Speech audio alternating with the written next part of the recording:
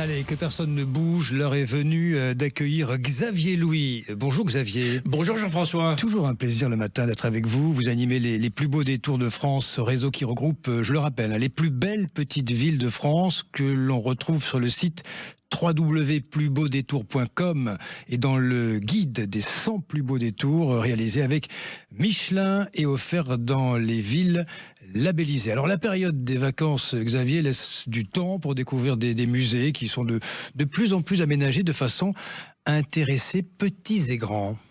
Oui, ce qu'il faut remarquer, c'est que ça fait maintenant quelques années qu'on a la chance d'avoir, vous savez, les musées, gamin, j'ai connu ça, c'est les musées poussiéreux, il fallait toucher à rien, Quel etc. ennui. Voilà, oui. oui. Alors, on traînait, on nous traînait quand on était enfant, dans les musées, c'était pas des pour bons le plus grand bonheur des parents. C'était pas des grands souvenirs. Aujourd'hui, c'est complètement différent. Au contraire, c'est les enfants qui vont plutôt emmener les parents parce que souvent ces musées sont très ludiques, interactifs. Au contraire, il faut toucher, on vous invite. Je prends l'exemple d'une très très belle réussite, un endroit merveilleux, Aubusson.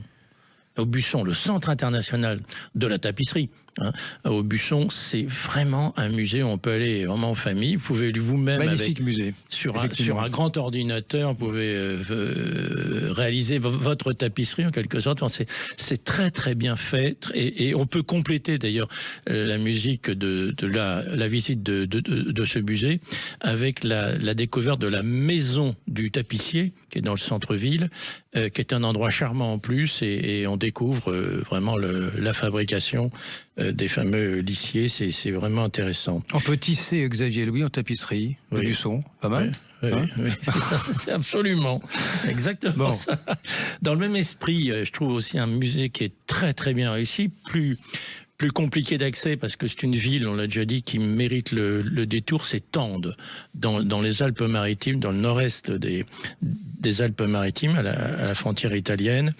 Et vraiment, c'est le musée des merveilles.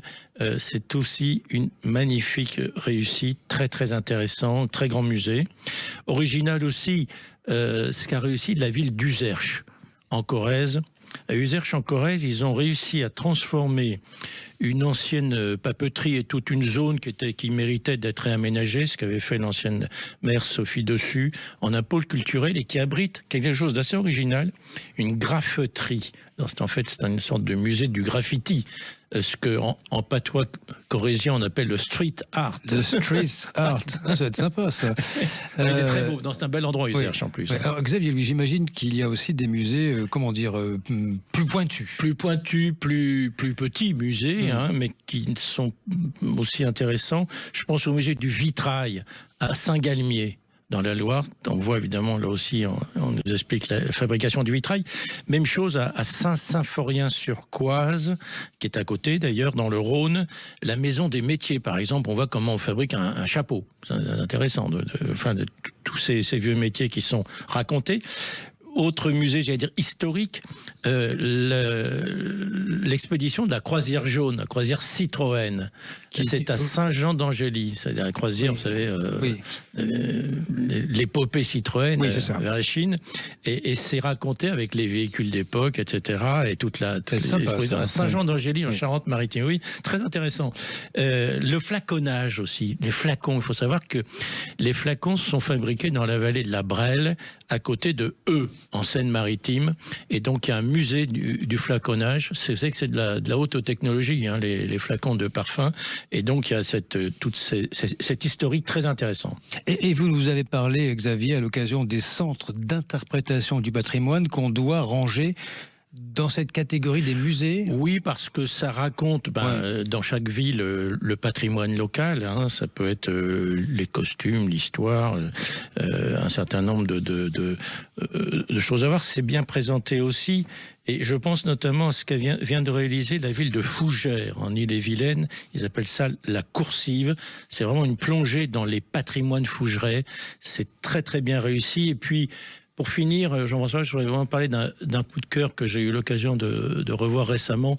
C'est le musée de la Résistance. On a dit c'est pas facile de faire un musée sur la Résistance, y aller en famille, vous allez un peu hésiter.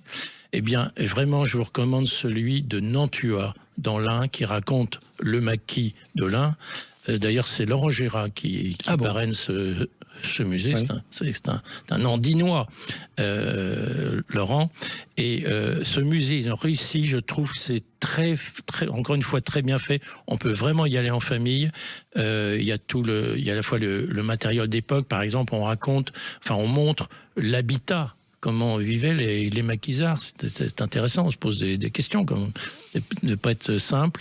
Donc tout ça est avec encore une fois du matériel d'époque. Il y a des parachutes, il y a des jeeps, il y a des armes de l'époque. Enfin voilà, je vous dis, c'est didactique, mais c'est, j'ai pas envie de dire ludique, c'est pas le terme pour un musée de la Résistance, mais en tout cas c'est tout à fait passionnant à voir. Je rappelle vos propositions: Aubusson dans la Creuse, Tende dans les Alpes-Maritimes, Uzerche en Corrèze, Saint-Galmier dans la Loire, Saint-Séphrorien-sur-Coise dans le Rhône, Saint-Jean-d'Angély en Charente-Maritime, en Seine-Maritime, Fougères en Ille-et-Vilaine, Nantua dans l'Ain. On retrouve ces villes sur le site www.plusbeaudétours.com et choisir sa destination en confiant les préférences, les envies à Cicérone. Xavier, à demain. À demain, Jean-François.